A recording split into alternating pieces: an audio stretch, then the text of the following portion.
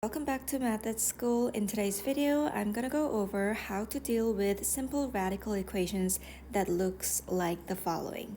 So if you know how to solve this problem, go ahead, pause this video and solve it yourselves, and make sure to put your answers in the comment section so you can check whether you got this question right or not once I reveal the correct answer in just minutes.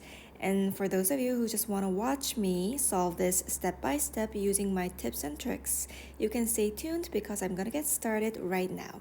So let's grab your pen and paper and let's go.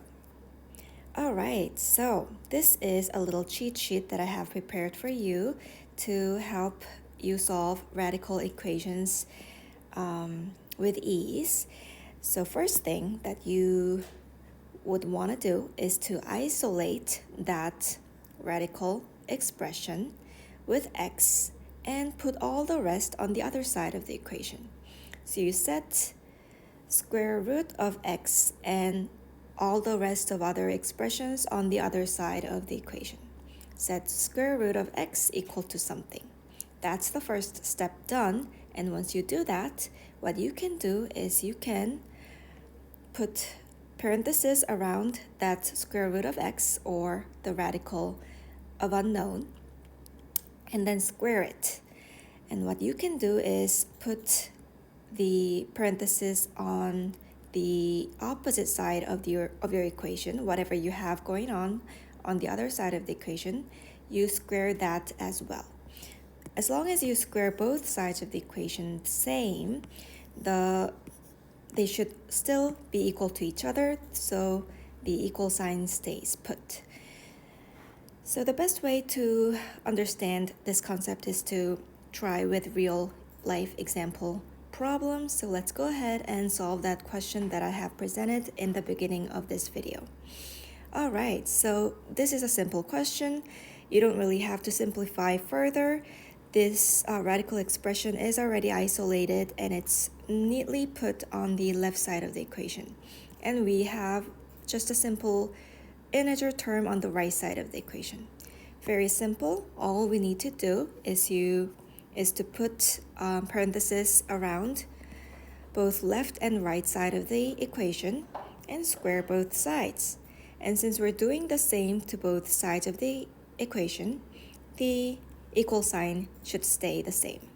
Now, if you do that, the beauty is you can cross out that radical expression and say 2x minus 3 is equal to 5 squared, which is equal to 25.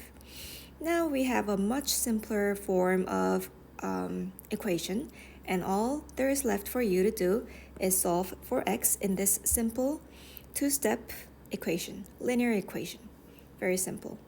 So I'm gonna add 3 to both sides to isolate the x variable. If I do that, I am left with 2x is equal to 28. And to further isolate the x variable, I am going to go ahead and divide both sides with the coefficient of x. And if I do that, I am left with x is equal to, I should have said 2 here. Divide both sides of the equation with 2. I'll end up with x is equal to 28 over 2, which is 14. Let's change color there. I don't like that.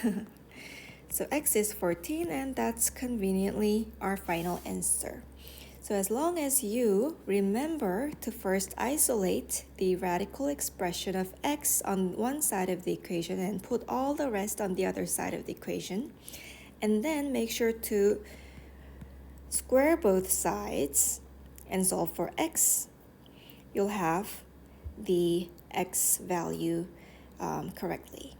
So I hope this video helped. Always remember my tip for solving the radical equations. I'm going to come back with more advanced radical equations question later on in my channel, so stay tuned, and also subscribe to my channel to watch more videos that are made by me.